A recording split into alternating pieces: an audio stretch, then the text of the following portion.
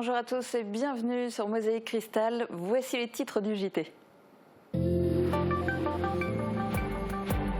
Vaccination mobile en milieu scolaire, le lycée Henri Nominé a accueilli des lycéens et des collégiens de Sarreguemines qui seront soumis au pass sanitaire à partir du 30 septembre. Quel que soit l'âge, le pass sanitaire continue de faire grincer des dents. La députée du Bas-Rhin Martine Vonner a participé à une manifestation à Forbach contre le pass sanitaire. J'achète Beachorland, deuxième édition pour l'échiquier initié par la communauté de communes du Pays de Beach. L'objectif est de soutenir l'économie locale, mais cette année, pas de loterie pour en gagner gratuitement. Journée du sport scolaire au lycée Jean de Pange avec une découverte des activités handisport. Volley assis et parcours à l'aveugle faisaient partie du programme pour les lycéens sarregueminois. Remise de médailles pour les acteurs de la santé. L'Eurodistrict Sarre-Moselle a mis à l'honneur les pompiers mosellans, les pompiers de Sarrebruck, ainsi que 2 médecins des cliniques de Sarrebruck et Völklingen pour leur engagement durant la crise du Covid. Rendre les soins transfrontaliers plus accessibles à tous les habitants de l'Eurodistrict, c'est le but du projet GECO. L'Eurodistrict Sarre-Moselle se mobilise pour la santé. Et oui, l'Eurodistrict se mobilise pour la santé. On va en parler avec son président Gilles Berchu et la chargée de mission Karine Mertens. Bienvenue sur ce plateau. Bonjour. Je vous donnerai largement la parole tout à l'heure. Côté magazine, vous découvrirez des curiosités peu connues du cimetière de Sarralbe. On commence cette émission avec l'actu de la vaccination mobile. C'était un engagement du ministre de l'Éducation nationale, proposer la vaccination à tous les collégiens et lycéens. Hier matin, le centre de vaccination de Sarreguemines, qui se trouve au CHS, s'est délocalisé au lycée Henri Nominé. Les élèves et le personnel avaient la possibilité de prendre rendez-vous. Reportage de Marie-Morgane Pires. Ils étaient une cinquantaine à se présenter au centre de vaccination mobile au lycée Henri Nominé. Les élèves et les personnels de l'établissement, mais également du lycée Simon-Lazare et du collège Fulrad, avaient la possibilité de s'inscrire pour recevoir une injection. Exemptés jusqu'à présent, les adolescents de 12 à 17 ans devront présenter un pass sanitaire dans les lieux qui l'exigent à partir du 30 septembre. Le déplacement du centre au sein de l'établissement scolaire leur facilite l'accès à la vaccination. C'est aussi que de permettre aux jeunes d'avoir une scolarité la plus normale possible. En évitant les fermetures de classe, parce qu'on est vacciné justement, et en leur disant, et en évitant aussi les problèmes de passe sanitaire lorsque nous organiserons des activités à l'extérieur ou des sorties pour lesquelles ce passe sanitaire sera obligatoire. La salle Aula du lycée Henri Nominé a été transformée. Une équipe du centre hospitalier spécialisé de Sarreguemines était présente pour prendre en charge les volontaires. Parmi eux, Ryan, élève en première bac pro au lycée Simon-Lazare. Si le pass sanitaire n'est pas demandé pour se rendre dans les établissements scolaires, il peut l'être dans certains corps de métier. C'était important pour lui de pouvoir présenter un parcours vaccinal complet. En tant que lycéen, oui, bien sûr, surtout en bac pro commerce, vu qu'on va faire des stages, je trouve que ça protège plus, c'est plus important. Ce centre de vaccination au lycée Henri Nominé était éphémère. Une opération similaire pourrait être organisée à l'institution Sainte-Chrétienne-La Salle. Et rappelons que 67,7% des 12-17 ans mosellans ont déjà reçu au moins une dose de vaccin. Ils sont 51% de cette tranche d'âge à avoir un schéma vaccinal complet et donc un pass sanitaire permanent. Ce fameux pass sanitaire est au cœur de polémiques. Martine Vonner, députée de la 4e circonscription du Bas-Rhin, s'est rendue à Forbach pour apporter son soutien aux travailleurs frontaliers. L'association des frontaliers de la Brème d'Or a organisé un rassemblement anti-pass sanitaire pour l'occasion. Reportage d'Emilie Capodici et Léo Le Calvez. Mais après m'avoir dit qu'il fallait que je me taise, la réponse qui m'a été faite était hallucinante. C'est « nous sommes là pour obéir, nous sommes là pour exécuter les ordres. Oui, vous pouvez les siffler. » Elle n'est pas dans sa circonscription, mais connaît un franc succès lors de ce rassemblement organisé à Forbach contre le pass sanitaire. En contact avec Christophe Moulinet depuis le début des manifestations contre l'obligation des tests pour franchir la frontière, la députée du Bas-Rhin Martine Vonner se mobilise pour un autre combat, celui du pass sanitaire. Avec Martine Vonner, on est en contact depuis maintenant le mois d'avril de cette année. Donc c'était concernant les tests aux frontières toutes les 48 heures. Et donc c'est vrai qu'on s'est rapprochés parce qu'elle a des idées citoyennes. Elle travaille comme députée à contrôler que le gouvernement n'impose pas des lois liberticides, ce qu'elle a beaucoup de mal à faire. L'obligation vaccinale des soignants est entrée en vigueur, celle des pompiers également, ainsi que celle des gendarmes. Cela agrémente les revendications des manifestants, sachant qu'Olivier Véran avait annoncé la semaine dernière 3000 suspensions de personnel de santé. Ils étaient une cinquantaine à écouter la députée Martine Vonner. Alors que le gouvernement va présenter un projet de loi pour prolonger le pass après le 15 novembre, les manifestations hebdomadaires chaque samedi ne vont pas s'arrêter de sitôt. Et à Sarreguemines, elles ont lieu les mardis à 18h30. Pas besoin de passe pour aller dans les commerces et dans le Pays de Bitche, vous pouvez y aller muni de votre chéquier J'achète Beacherland. La 2e édition est lancée, initiée en décembre 2020 par la communauté de communes du Pays de Bitche. Ces chéquiers d'une valeur de 30 € peuvent être utilisés auprès des commerçants et producteurs locaux. L'année dernière, 700 carnets ont été mis en jeu par tirage au sort, un investissement de plus de 21 000 € pour la collectivité. La formule est un peu différente cette année, explication détaillée dans ce reportage de David Aurès. Les chéquiers J'achète Beacherland sont de retour. Hier soir, la communauté de communes du Pays de Bitche les a remis à ses revendeurs partenaires. Une dizaine de points de vente au total sur le territoire.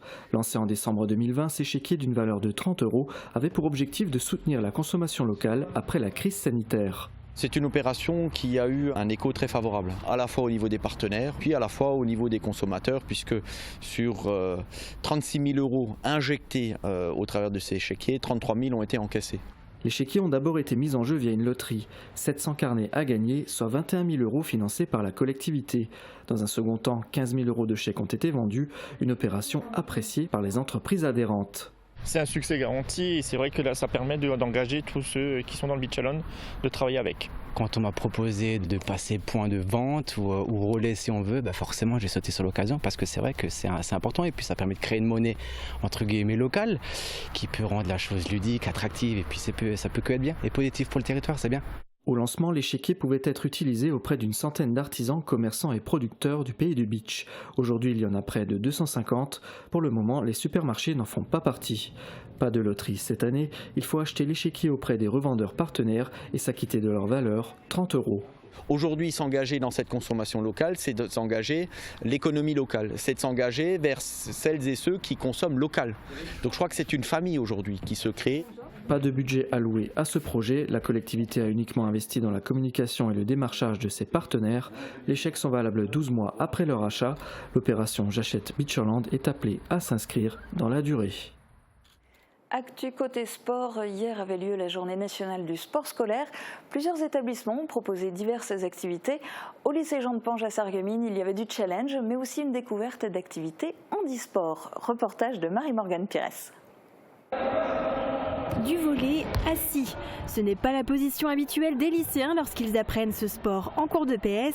Mais à l'occasion de la journée du sport scolaire, ces élèves se sont mis à la place d'athlètes handisport. On voit que la découverte n'est pas évidente du tout et que les élèves ont tendance d'ailleurs à se lever. Ils ont du mal à se mettre en situation justement de handicap, de ne pas pouvoir se déplacer librement.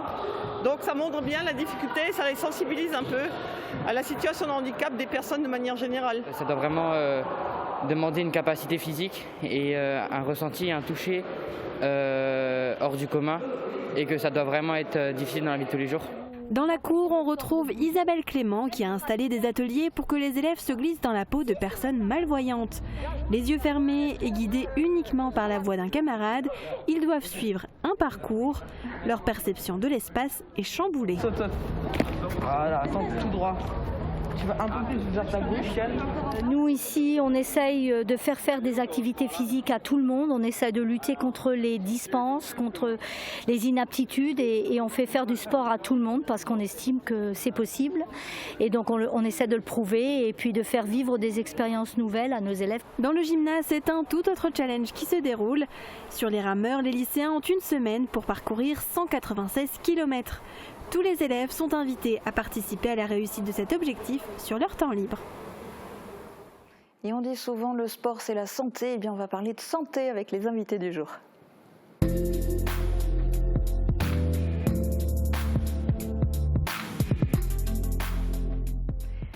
La crise du Covid a placé la santé au cœur des préoccupations.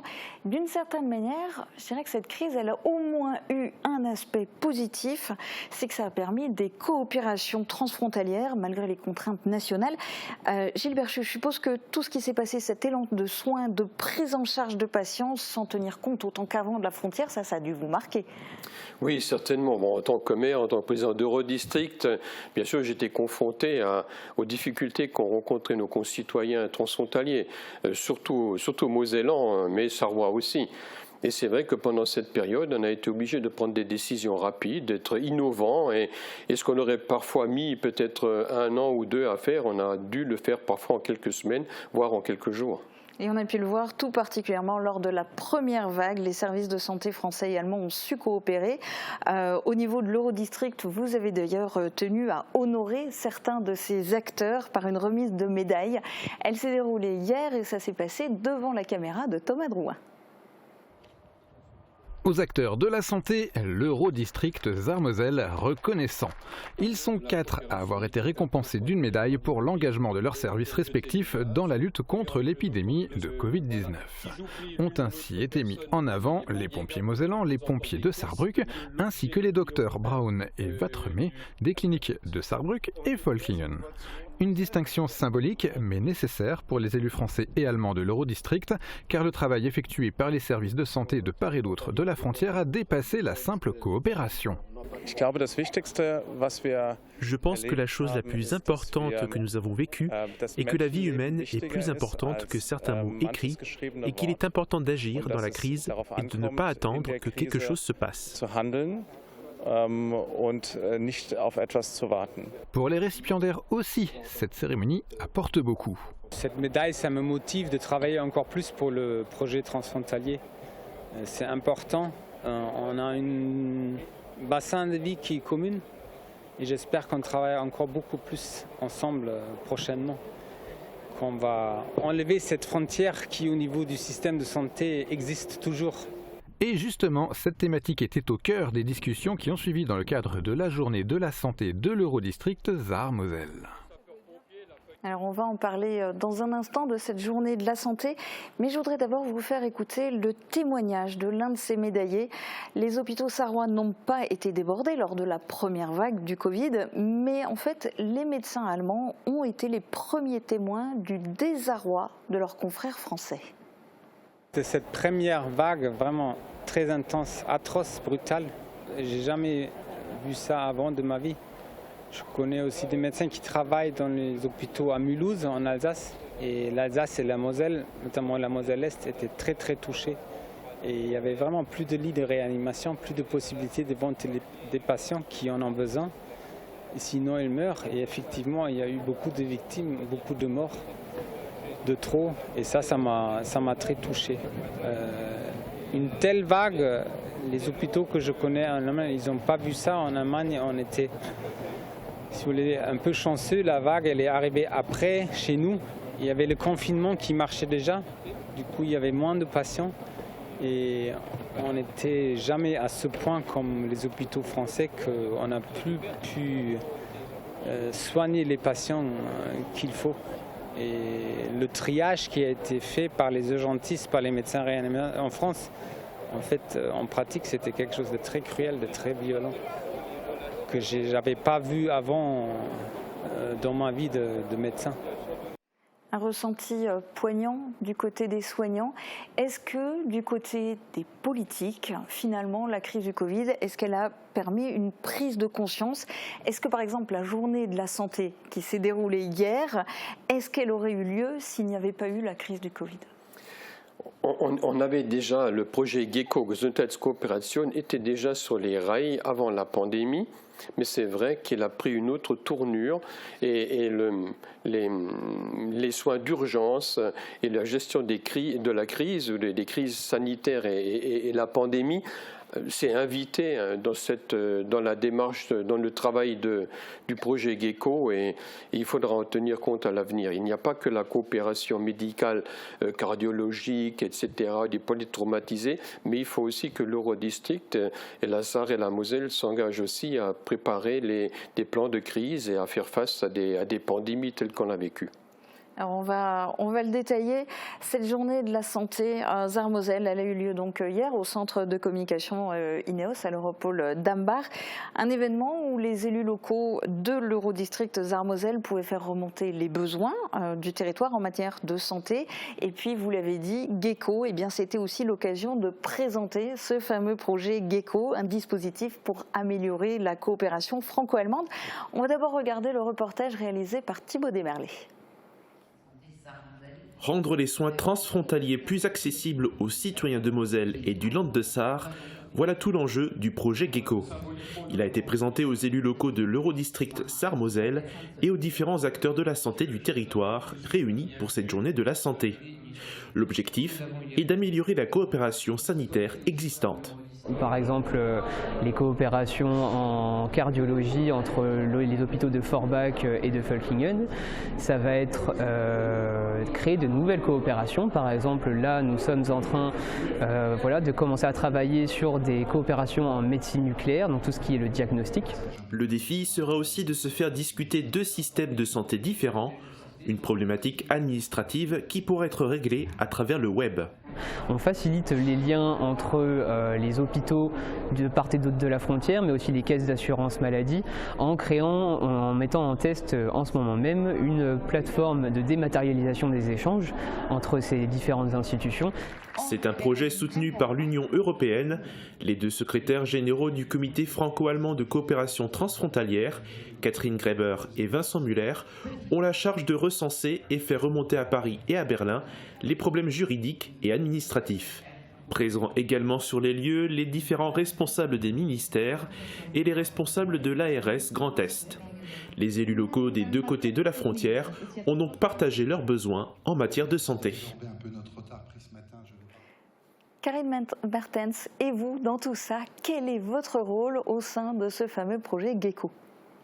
Mon rôle est de faciliter les échanges entre le versant allemand et le versant français, entre les acteurs de santé et aussi d'avoir des échanges réguliers avec les patients. Alors, vaste challenge, quelles sont les difficultés auxquelles vous vous heurtez ? Les difficultés, on essaye quand même de pallier le problème linguistique qui se pose quand même à notre frontière. Donc, oui, de secourir ce point-là. Nous avons mis en place un point de contact qui permet justement aux personnes privées, mais aussi aux organismes, aux institutions, de nous contacter pour faire remonter les besoins, les demandes, les craintes, les visions aussi, les idées de projets du territoire mosellan. Alors, est-ce qu'à terme, on peut imaginer un accès aux soins qui soit complètement sans frontières, que les patients puissent être hospitalisés aussi bien en France qu'en Allemagne, mais aussi qu'ils puissent consulter aussi bien des médecins généralistes que des spécialistes des deux côtés de la frontière, le tout évidemment en étant remboursé de la même manière, parce que c'est aussi ce qu'ils souhaitent, et si possible sans complications administratives, de tracasseries, de documents à traduire, etc. Tout ça, c'est possible ? On y travaille. Oui. C'est un objectif. Voilà. Mais on pourrait effectivement arriver à tout ça, parce que c'est, y compris par exemple pour les urgences, des pompiers, des ambulanciers qui arrivent sur un accident, est-ce qu'ils peuvent transporter ou est-ce qu'ils pourront transporter les patients vers l'hôpital le plus proche, quel que soit le côté de la frontière où ils se trouvent ? Ils peuvent. Cela étant, il y a des petits problèmes à régler. L'utilisation du gyrophare en Allemagne, etc. C'est des détails réglementaires qu'on peut assez facilement lever. Mais à terme, effectivement, il faudra arriver. Il faut se fixer comme objectif la volonté des praticiens et la volonté des élus et de l'ARS et du ministère sarrois de la Santé. Et bien là, c'est de créer un corridor ou un espace où effectivement on pourra se faire soigner de part et d'autre de la frontière sans obstacle. Parce que vous le savez, les attentes sont fortes, très très fortes. Je vous propose d'ailleurs d'écouter un témoignage. Parmi les élus locaux qui étaient présents lors de cette journée de la santé se trouvait Jacqueline Glade, qui est vice-présidente en charge de la santé à la CCPB. Et elle nous a partagé ses espoirs concernant le projet Gecko et les difficultés en matière de santé pour le Pays de Bitche. Je pense que c'est un enjeu très important puisque nous vivons dans une région transfrontalière, que nombreux de nos personnalités travaillent en Allemagne et qu'il y a un réel frein dans la prise en charge des patients, que nous sommes nous dans un désert médical et que en fait le passage, à partir du moment où vous passez au stade de retraité, vous n'avez plus accès normalement aux soins en Allemagne et donc ça pose un réel problème des personnes qui sont suivies en Allemagne qui ne trouvent plus de prise en charge en France et ce serait tellement mieux d'avoir un parcours de soins sur l'ensemble de sa vie, quoi. Après, nous avons quand même une université à Hambourg et ce serait quand même bien pour nous de pouvoir accéder à cette université plutôt que de faire des parcours pour jusque Nancy ou Strasbourg. C'est un travail qui est de longue haleine, mais je pense qu'on réussira pas à pas à franchir ce cap-là. La preuve en est, c'était le Covid et de nombreux patients ont été soignés en Allemagne et étaient très satisfaits de la prise en charge, malgré les difficultés de la langue qu'on a pu surmonter à ces moments-là. Alors pendant ce témoignage, vous voyez tous les deux hocher la tête. Évidemment, ça paraît tellement logique ce qu'elle dit. Mais on en est où? Est-ce que l'Eurodistrict peut réellement permettre ça à travers ce projet GECO? Donc c'est vrai que nous travaillons ensemble aussi avec Madame Greba et Monsieur Muller, donc les secrétaires généraux de la CCT, qui a été créée suite à l'accord de Aachen. Ce sont vraiment, les systèmes sociaux sont bien différents des deux côtés de la frontière et donc on y travaille, mais ça prend beaucoup de temps. C'est la durée, c'est de faire remonter justement les besoins et c'était l'objectif de la journée d'hier, justement que les élus puissent nous faire remonter les difficultés qu'ils rencontrent dans le quotidien et puis nous allons le faire remonter aux prochaines instances, voire au niveau national. Demain, par exemple, j'ai un entretien au Auswärtiges Amt de Berlin qui se pose la question justement comment améliorer la coopération transfrontalière dans le domaine de la santé. Alors on va laisser le soin à l'élu de prendre le risque de se prononcer en termes de date. C'est pour quand tout ça? Un vrai corridor sans frontières? Voilà, donc l'idée du corridor a émergé hier. Bon, c'est pas un scoop, hein, mais ce serait de dire, mettons, de 30 km de part et d'autre de la frontière. On a une double assurance maladie, française et allemande, et on peut donc, avec la même carte vitale, pour nous les Mosellans, aller en Sarre et les Sarrois peuvent venir en France se faire soigner, c'est-à-dire proposer les meilleurs soins au meilleur endroit, peu importe la frontière ou sans frontière, et puis pour les Français et les Allemands. Donc le principe de la réciprocité des soins, on va en France, on va en Allemagne, et puis d'être soigné au plus près. Ça, c'est vraiment l'objectif. Ensuite, pour ce qui est de la prise en charge de l'assurance maladie supplémentaire, on pourrait faire appel à l'Union européenne, par exemple, de nous proposer un système expérimental pendant 1, 2 ou 3 ans où il prendrait en charge le supplément de coût de l'assurance maladie et où à terme on se rendrait compte qu'en fait il n'y a pas de coût supplémentaire ni pour l'Allemagne ni pour la Sarre, mais le patient serait libre de choisir et je pense que ça serait au profit de tout le monde. C'est une volonté, comme je dis, des praticiens, des élus, et c'est une vraie préoccupation de nos concitoyens. Et c'est quand même aussi une vraie réponse d'élus parce que vous n'avez pas donné de date. Je pourrais vous dire qu'on peut se fixer 2023. Waouh! On espère, parce qu'il y a quand même encore du chemin pour une santé sans frontières à l'échelle de l'Eurodistrict. On compte sur vous. Merci beaucoup d'avoir participé à cette émission. Je vous laisse du coup retourner à votre travail. Le temps pour nous de regarder la météo pour demain. Retrouvez votre programme avec le Crédit Mutuel, partenaire des grands événements de votre région. Une banque qui appartient à ses clients, ça change tout. Bonjour tout le monde, avez-vous déjà prêté attention à certains bâtiments de Sarreguemines ? Comme par exemple l'Hôtel Royal, rue des Généraux Crémer, qui est aujourd'hui le centre des finances publiques. Le théâtre de la rue Foch, après le pont des Alliés, l'ancien cinéma Rex, près du quai des chemins de fer, dont on devine à peine la structure. Ou encore l'ancien hôtel de ville de Sarreguemines, qui est maintenant le Café de Paris. Des bâtiments emblématiques qui étaient bien souvent utilisés sur des cartes postales. Tout comme les paysages ensoleillés qui seront encore au programme pour demain. La journée débutera sous un ciel nuageux, mais il va finir par se dégager pour laisser place à un soleil radieux. Les minimales seront un peu moins fraîches que la veille avec 8 à 10 degrés et les maximales remontent à nouveau jusqu'à 20 à 22 degrés au plus chaud. Demain, nous fêtons les Tecles et il fera jour de 7h21 à 19h25.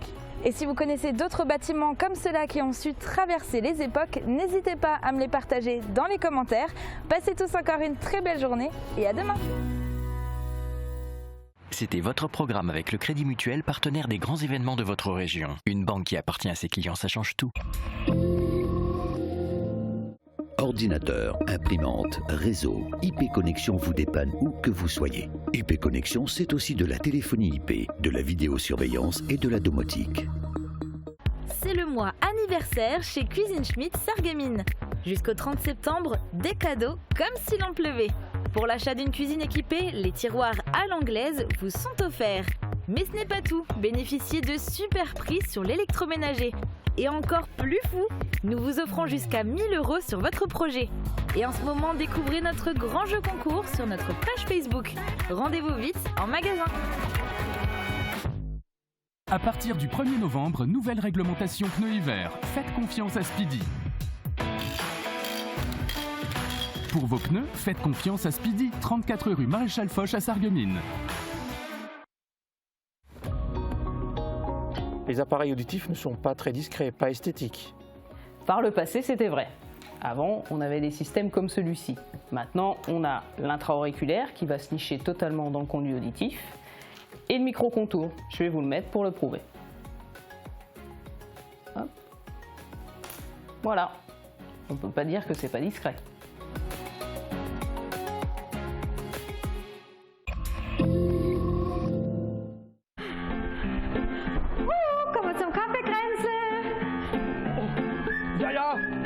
Ich komm!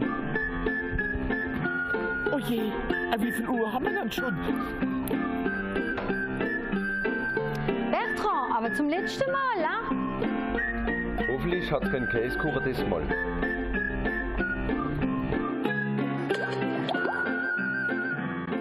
Bonjour liebe Zuschauer, hey Bertrand, wo bist du denn? Ce vendredi, retrouvez Suzanne, Martine, Sébastien et Bertrand dans notre nouvelle émission Café Krensel. Divertissant, culturel et 100% en langue régionale. Aïe! Et oui, à ne pas manquer demain sur Mosaïque Cristal. En plus d'être des lieux de recueillement, les cimetières sont aussi des lieux de mémoire qui témoignent de la vie des anciens habitants d'une commune. Illustration à Sarralbe avec ses aspects méconnus mis en lumière par Guillaume Dumonteil.